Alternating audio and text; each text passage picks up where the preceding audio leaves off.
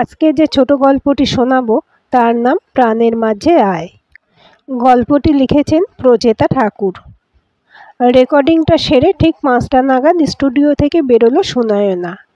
বর্ষার বিকেলগুলোতে অদ্ভুত একটা অনুভূতিতে যেন ছেয়ে থাকে মনটা। সেটা যে ভালো লাগা না খারাপ লাগা এই 30 বছরেও অধরা সুনয়নার কাছে। এত তাড়াতাড়ি বাড়ি ফিরতেও ইচ্ছে করছে না, আর বাড়ি গিয়ে করবেই বা কি? অর্কর ফিরতে ফিরতে সেই রাত 11টা। ইতিউতি ভেবে সামনের শপিং মলটায় পা রাখলো সুনয়না। সত্যি কথা বলতে কি, শপিং মল থেকে কেনাকাটা করাকে একটু বিলাসিতাই মনে হয় সুনয়নার। এখন তো বিভিন্ন শপিং সাইটগুলোতে সারা বছর বিভিন্ন অফার থাকে। বেশ স্বল্প দামের পোশাকও পাওয়া যায় রেগুলার ইউজের মতো। না হলে দোকান থেকে বেশ দরদাম করে কেনাকাটা করার মজাটাই আলাদা। তবু উইন্ডো শপিং আর টুকটাক খাওয়া দাওয়া করে একটু সময় কাটানোর জন্য শপিং মলটা নেহাত মন্দ অপশান নয় ওর কাছে। একটা প্রাইভেট কোম্পানিতে কর্মরতা সুনয়নার প্রথম প্রেম আবৃত্তি। স্কুল, কলেজ, এমনকি কর্মজগতে ওর কণ্ঠের আবৃত্তি শুনে মুগ্ধ হয়নি এমন কেউ আছে কিনা সন্দেহ। আজকাল চাকরির পাশাপাশি বাচিক শিল্পী হিসেবেও ফ্রিল্যান্সে কাজ করে সুনয়না। এমনকি অর্ক চাকরিটা পাওয়ার পর ওদের আর্থিক অবস্থা কিছুটা হলেও স্থায়ী হয়েছে এখন। তবু একটু একটু করে ভবিষ্যতের জন্য টাকা জমাতে শুরু করেছে সুনয়না।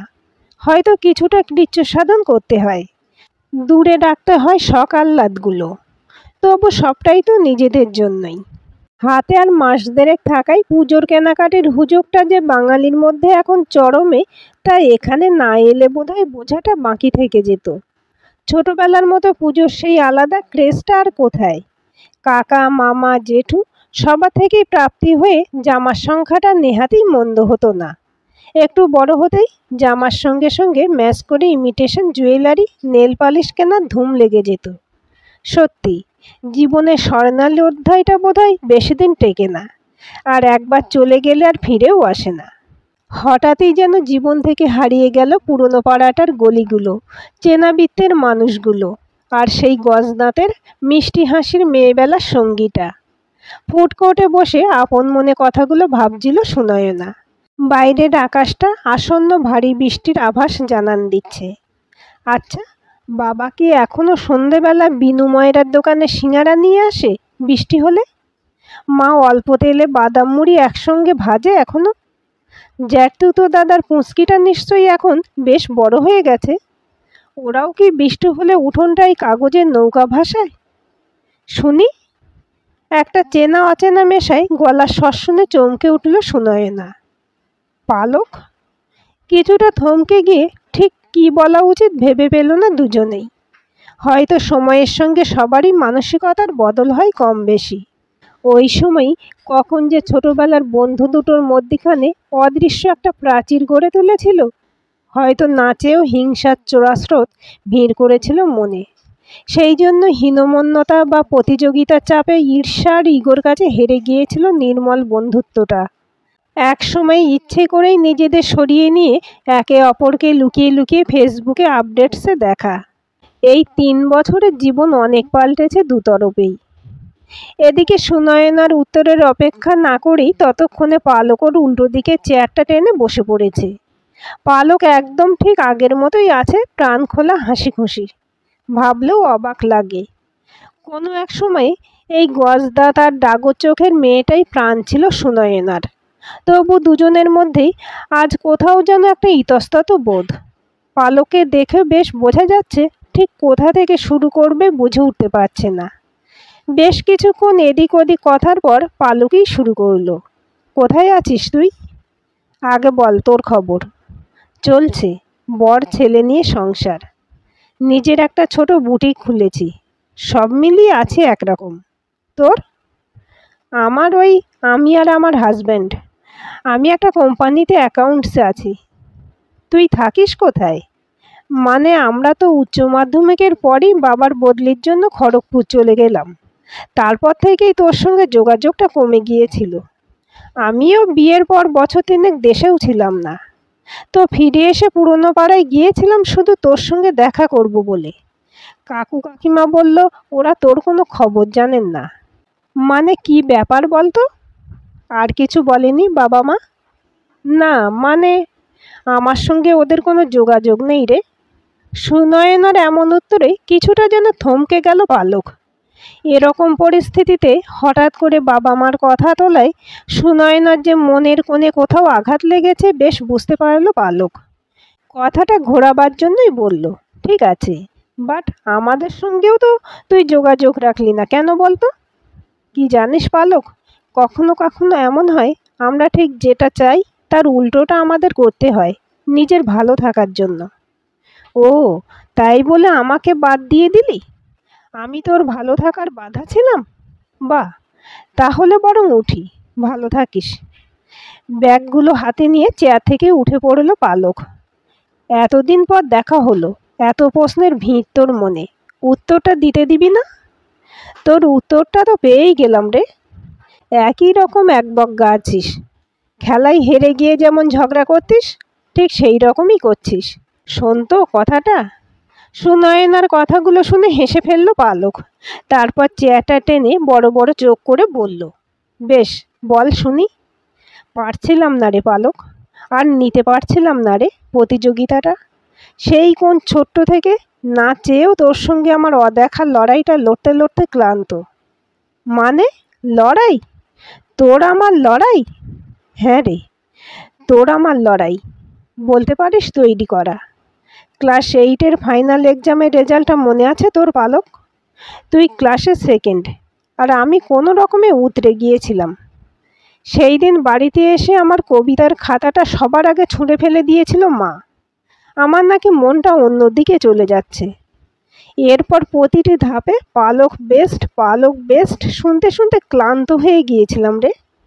প্রতিবার তোর কাছে আমার হেরে যাওয়া, আর তারপর কাকিমার মিষ্টি হাতে বাড়ি বয়ে এসে মাকে বলে যাওয়া, আসলে কি জানেন দিদি, শুধু পড়লেই হয় না, মেধাও থাকতে হয়।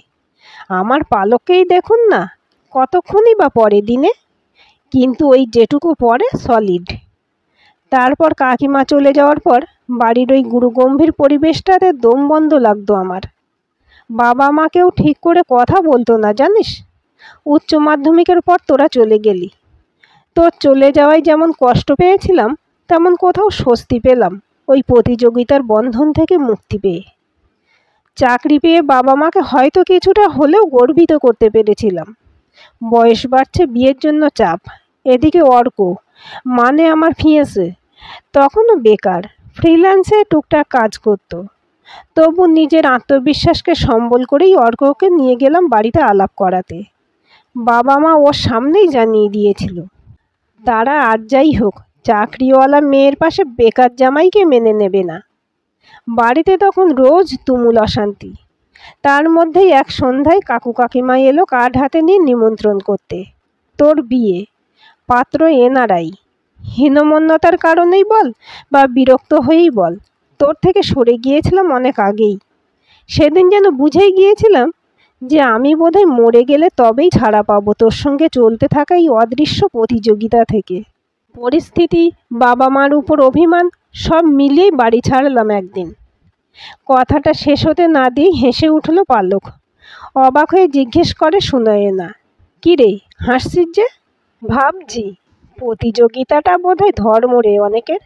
খুব দুঃখের বিষয় তোর গার্জিয়ানরা আর আমার মাও সেই শ্রেণীর মধ্যেই পড়ে। আচ্ছা, এইগুলোর জন্য ছোট থেকে বড় হলে যার সঙ্গে তাকে ভুলে গেলি? ভুলিনি রে, আমার কোনো কমপ্লেক্স ছিল না রে, বিশ্বাস কর। সবাই মিলে প্রতিযোগিতাটা শুরু করে দিয়েছিল।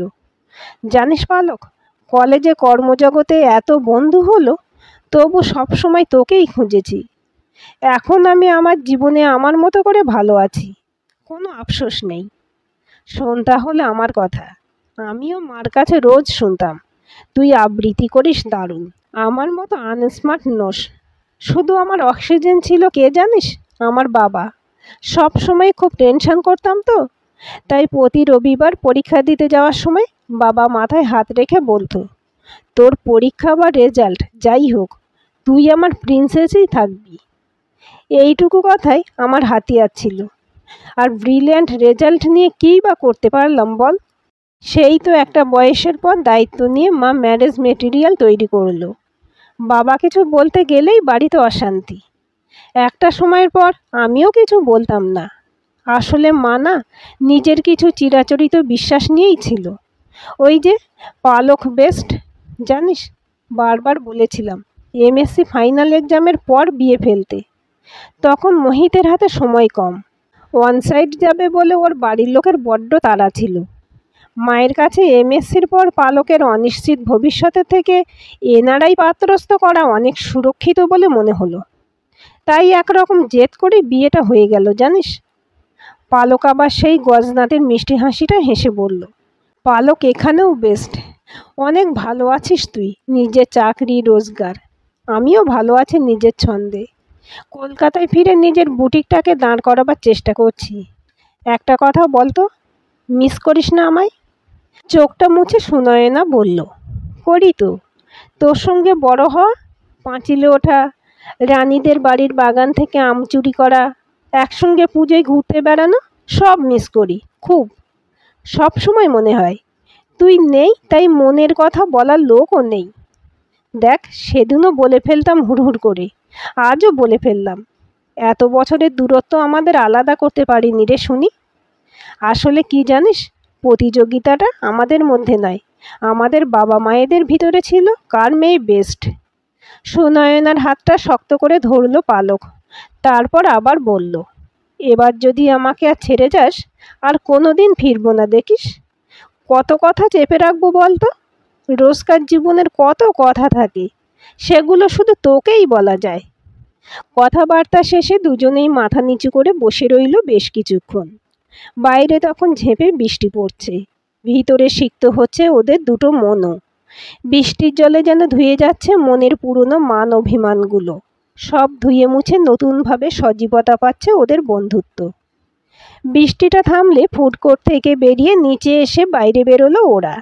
পালককে যেতে হবে ডান দিকে পার্কিং লটে, সুনয়না যাবে তার ঠিক উল্টো দিকে অটোর লাইনে। হঠাৎ বেশ ঝকঝকে চেহারার একজন মেয়ে বুম হাতে এগিয়ে এলো ওদের দিকে। বেস্টিজ? ইয়া বলে ঘাড় নাড়ল দুজনে। আমরা অ্যাকচুয়ালি মিউজিক বাংলা থেকে আসছি। আপনারা জাস্ট ফ্রেন্ডশিপ শব্দটার উপর বাইট দেবেন। কাল ফ্রেন্ডশিপ ডের জন্য বেস্ট বাইটগুলো টেলিকাস্ট হবে কাল সারাদিন ধরে। লাইক ফ্রেন্ডশিপ জীবন জুড়ে ঠিক কতটা, আপনার কাছে এর মূল্য কী? আমি পারি না বলতে, খুব নার্ভাস হয়ে যাই, স্টামার করি। ও বলুক। পালকের কথা শুনে বোমটা সুনয়নার দিকে এগিয়ে দিল রিপোর্টার। সুনয়না বলতে লাগলো, বন্ধু এমন একটা সম্পর্ক যেটার প্রয়োজন বোধহয় জীবনের সব থেকে বেশি। প্রয়োজন অনুযায়ী হয়তো জীবনের প্রতি ধাপে পাল্টে যায় বন্ধুদের নামগুলো, কিন্তু দেখবেন আমাদের সবার জীবনেই এমন কিছু বন্ধু থাকে যার সঙ্গে বহু বছর পর দেখা হলেও মনে হবে সবটা একই আছে।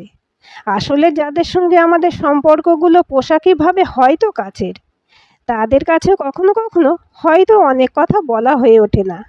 মনের কোণে জমে থাকা ওই সাদা কাগজগুলোই আঁকিবুকি কাটার জন্যই একজন অমলিন বন্ধুর প্রয়োজন, যে পাশে থেকে সবটা বুঝে পথ চলার অনুপ্রেরণা দেবে।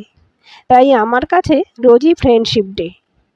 পালক আলতো করে জড়িয়ে ধরল সুনয়নাকে। দুজনেই যেন আজ নিজেদের ছোটবেলাটা ফিরে পেয়েছে। জীবনের মধ্য গগনে পৌঁছে রিয়ালাইজেশনটা প্রকট আজ দুজনের কাছেই। ফেলে আসা দিনগুলোর অনেক ছোট ছোট ফাঁক ফোকর স্পষ্ট হয়ে উঠেছে।